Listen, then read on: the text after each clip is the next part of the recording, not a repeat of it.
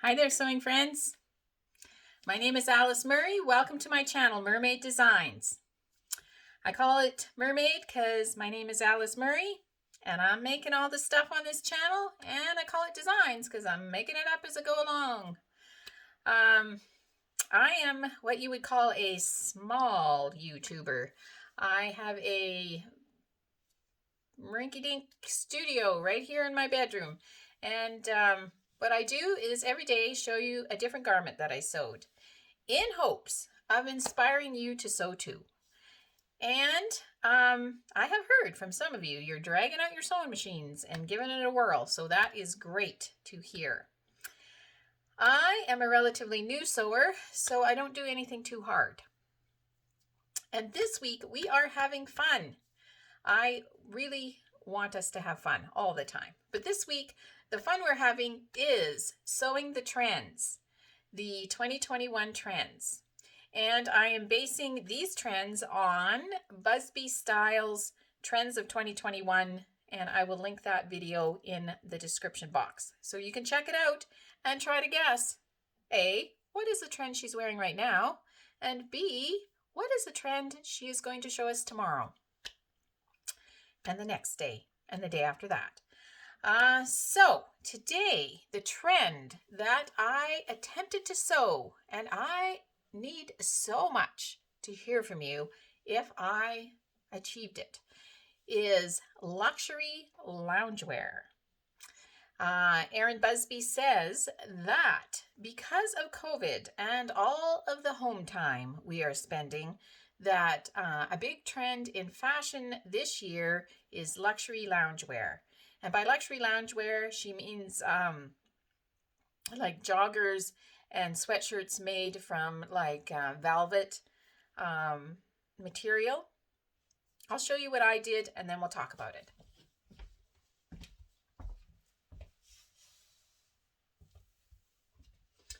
So in her video, she talks about like sage green velvet, like a lounge suit.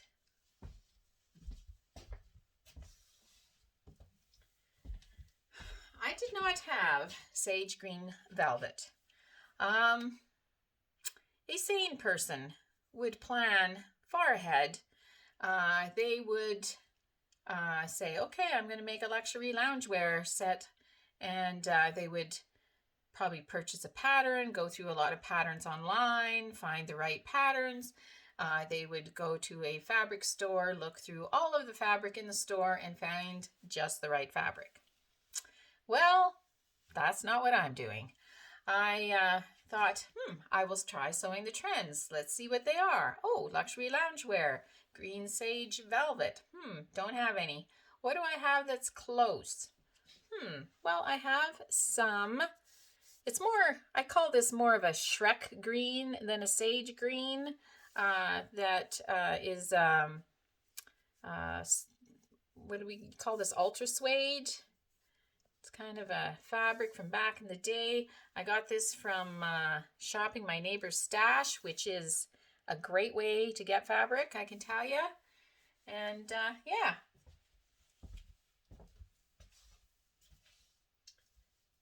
So it's not green velvet sage, but you know what? I think it works. And what Erin Busby's kind of measure of if the luxury loungewear that you're wearing is, kind of good enough to wear around home is, would you be comfortable answering the door in it? And yeah, I'd answer the door in this.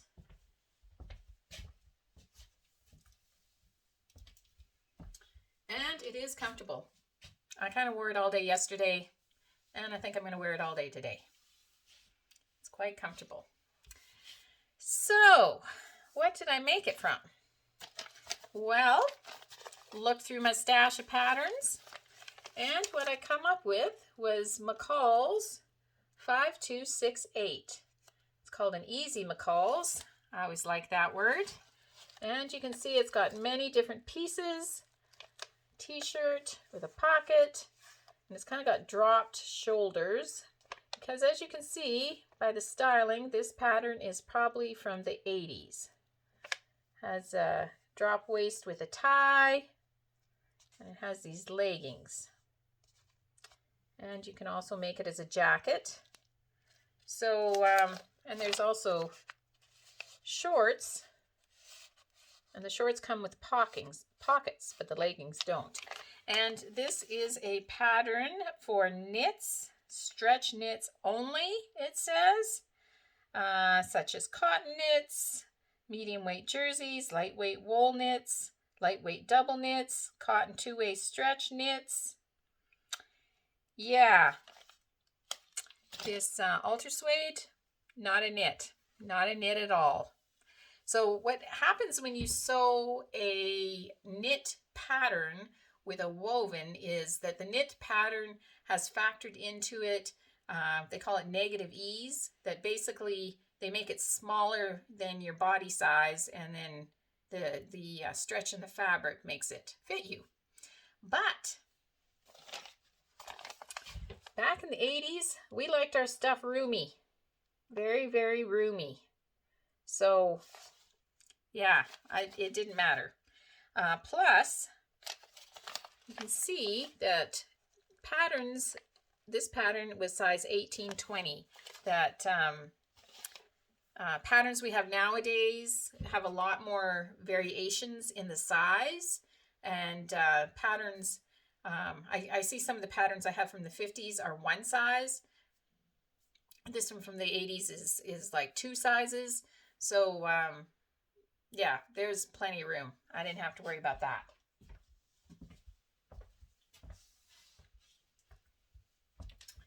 So I'll talk about the pants first. So these little leggings have side seams, and because they have side seams, I thought I could put the pockets in them. So I used the pocket pattern from the shorts and put the pockets in, but the pockets were like really large and like gaped open, so I took them out, even though I like pockets. Because it is a size 18-20 and I am more size kind of an 8-10, I took a pair of pants and laid them on top of the pattern and kind of graded it down in some areas.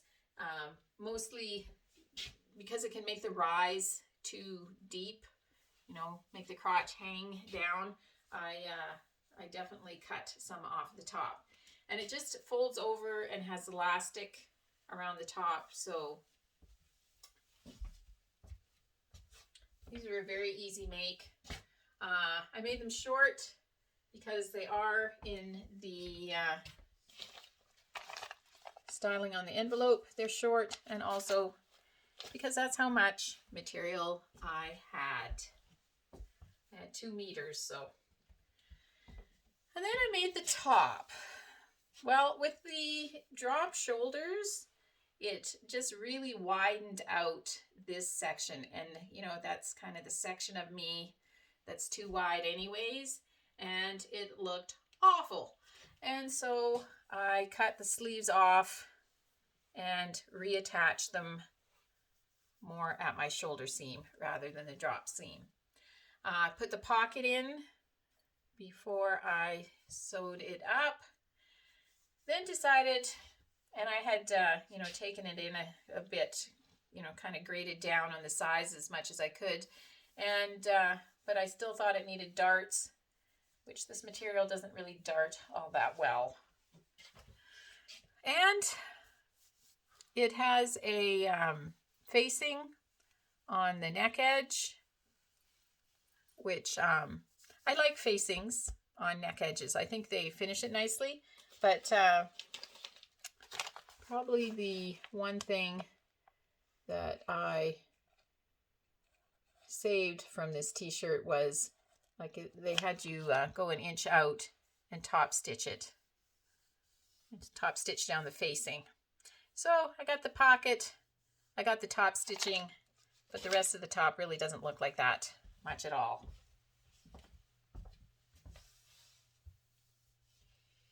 So there you go. Sewing the Trends 2021 Luxury Loungewear. I am dying to hear what you think of this.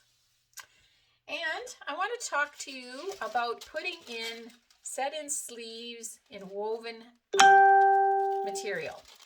And I have a prop here. So the way I do it, I put the sleeves in last. If I don't put them in the flat method, which is you put them in kind of second, I put them in last. And what I do is I serge the edge of them. I fold it over and iron it so that you have what is going to be the hem of the sleeve. And then I unfold it because I find it easier to iron it when it's flat. And then I baste from this notch all the way around to this notch, baste it close to the edge so I can pull it in. I only baste once. They always tell you to baste twice. I only baste once. And then I sew it together, fold the cuff in that I had already ironed, finish that off. So before I put the sleeve in, it's been hemmed. I pull this together. When I cut a sleeve pattern out, in the center of the sleeve, I cut a little nip so that I know where the center of the sleeve is. I don't cut a notch up. I just cut a little nip in it. I only cut they always have like a double notch for the back and a single notch for the front. I never cut the front one. I just cut the back one. So when I see a notch, I know, okay, that is the back. So I have my sleeve sewn together. I have it hemmed. I have it basted. I pull the basting in so that I can hold the sleeve like this and it kind of drapes nicely so that it's kind of shouldered, you know, fit for your shoulder.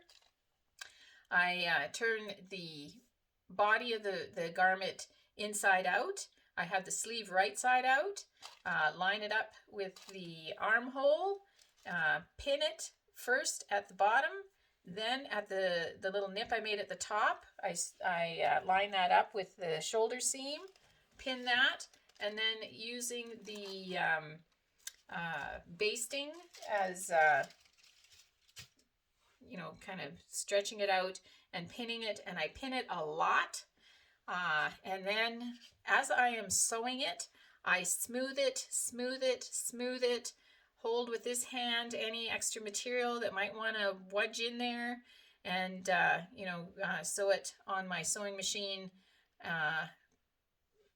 on the take this part out so that you can put your sleeve right in there, and hold the material over, smooth it so that you don't get any extra kinks or anything in it.